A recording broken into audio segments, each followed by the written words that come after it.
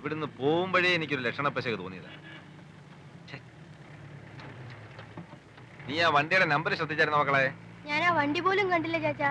പിന്നെങ്ങനെയാ number ശ്രദ്ധിക്കുന്നത്? കള്ള കഴിവറാമോന്മാര്. എന്നാ ഒന്ന് നിർത്തി കുഞ്ഞിനെന്തെങ്കിലും പറ്റിയോന്ന് നോക്കുക. അവനെയൊക്കെ എന്റെ കൈ കിട്ടിയായിരുന്നെങ്കിൽ. ഞാനില്ലാത്തപ്പോ നീയല്ലേ ഈ കുട്ടികളെ ശ്രദ്ധിക്കണ്ടേ?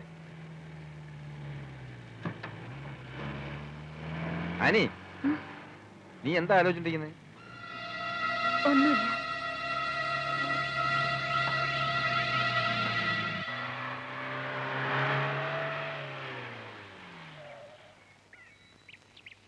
ഡേടാ അതൊക്കെ ഇറങ്ങ. ഒരാഴ്ച നല്ലോണം ശ്രദ്ധിക്കണമെന്നാ ഡോക്ടർ പറഞ്ഞേക്കുന്നത്. എല്ലാം കരിഞ്ഞോടാ? ആ കരിഞ്ഞു.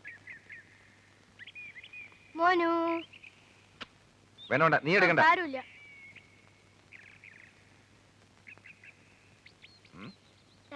ഞങ്ങളെയും കൂടെ ഒരു റൗണ്ട് കൊണ്ടുപോവോ? പിന്നെന്താ, വേറെ മക്കൾ വണ്ടിയത്.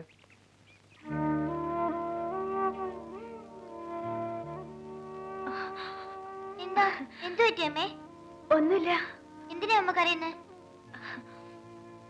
പേടിച്ച പോലെ ഒരു അപകടവും ഇല്ലാണ്ട് ടോണി തിരിച്ചു വന്നല്ലോ, അതിന്റെ സന്തോഷത്തിലാ.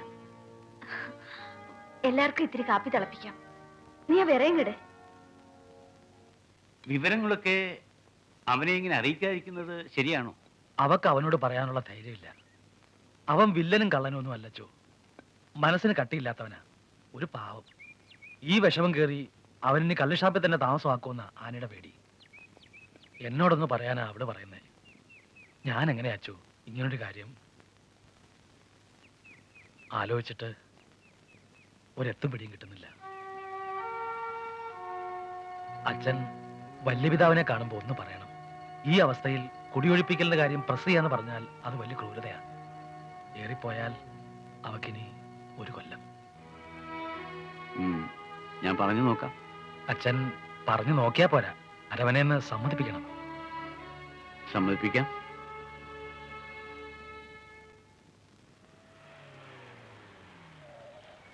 നമ്മളെത്തി. ഇറങ്ങി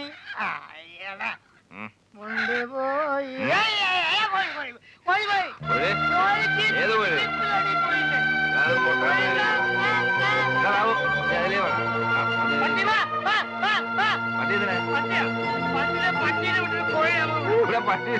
വല്ല വടിയെടുത്ത് വന്നേക്കോ. ആഹാ, എന്നാടാ വീടാ നോക്കിക്കാന്നേ കോഴിയെ വിടാ.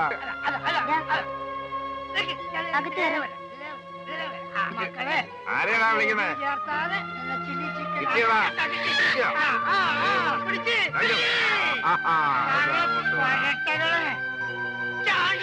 വേണ്ടടാ ഫോട്ടോ. അനിയേ, കഴിഞ്ഞ ആഴ്ച മനോരമ പാചകവിധി കണ്ടതുപോലെ ഇതിനെ തന്തൂരിയോ ബാംഗ്ലൂരിയോ ഒക്കെ ഒന്ന് ആക്കടി. കുടിയും കൂത്താട്ടവും ഒക്കെ ഷാപ്പിലും പെരുവഴിയിലും മതി. ഈ വീട്ടിൽ ഞാനിത് സമ്മതിക്കില്ല. ഒച്ച വയ്ക്കണ്ട. സന്ധ്യ സമയത്ത് പിള്ളേർക്ക് 4 അക്ഷരം പഠിക്കണം.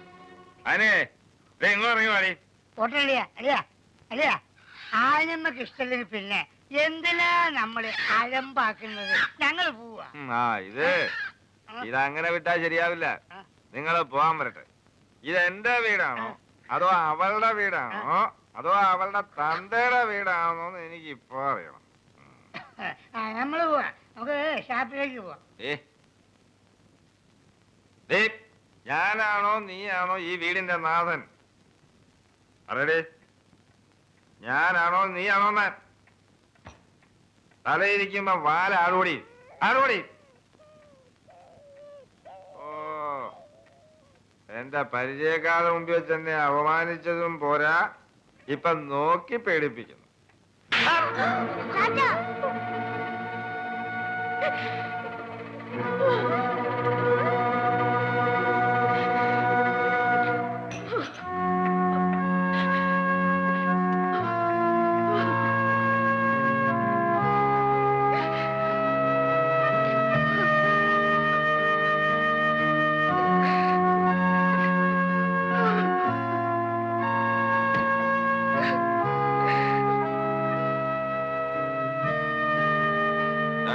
ചാണ്ടി കുഞ്ഞേ, ചാണ്ടി കുഞ്ഞേ, ആപ്പച്ച. ആഹാ.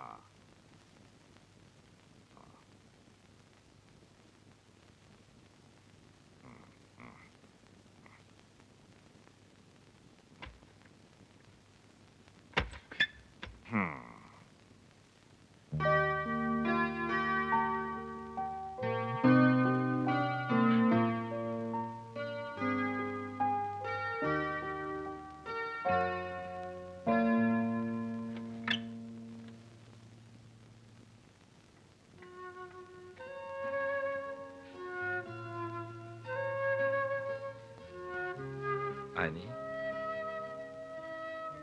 നമ്മുടെ മോൻ വലിയൊരു ആപത്തിൽ നിന്ന് രക്ഷപ്പെട്ടതിന്റെ സന്തോഷത്തിന് ഞാനൊരിത്തിരി കൂട്ടുകാരെയൊക്കെ വിളിച്ച് നമുക്ക് എല്ലാവർക്കും കൂടെ ഒന്ന് ആഘോഷിക്കാമല്ലോ എന്ന് കരുതിയ.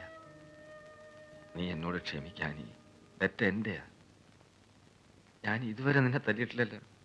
ആദ്യമായിട്ടല്ലേ, അവസാനത്തെ ഇതുവാ. നീ എന്നോട് ക്ഷമിക്കേ.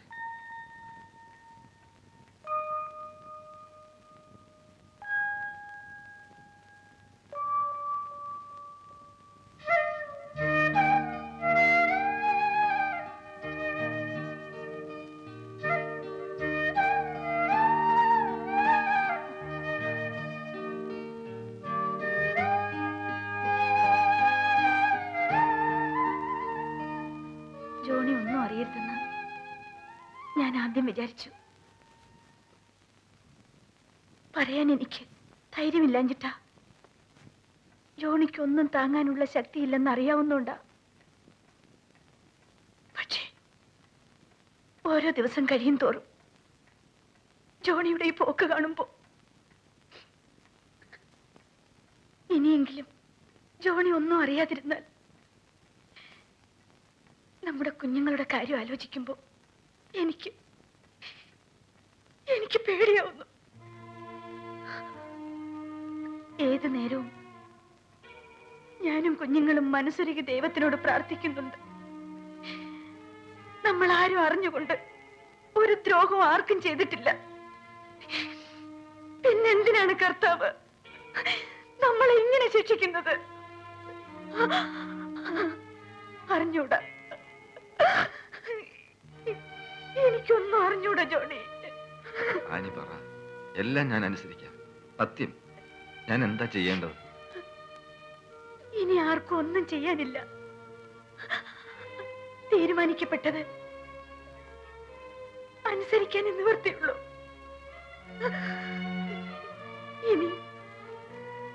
ഇനി ഞാൻ അധികകാലം നിങ്ങളുടെ കൂടെ ഉണ്ടാവില്ല ജോണി.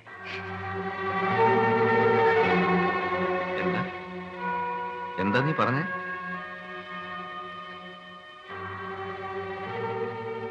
ഒരുപാട് പഴകിപ്പോയെന്ന് ഡോക്ടർ അച്ഛനോട് പറഞ്ഞു. മരിക്കാൻ എനിക്ക് പേടിയില്ല. പക്ഷേ ജീവിച്ചിരിക്കുന്നവരെ കുറിച്ച് ആലോചിക്കുമ്പോ. എന്താ നീ പറയുന്നേ? എനിക്കൊന്നും മനസ്സിലാകുന്നില്ല. മോൻ ആശുപത്രി കിടന്നപ്പോ അവന് കൊടുക്കാൻ വേണ്ടിയാ എന്റെ ബ്ലഡ് എടുത്തത്. അതുകൊണ്ട് ഇപ്പോഴെങ്കിലും അറിഞ്ഞു.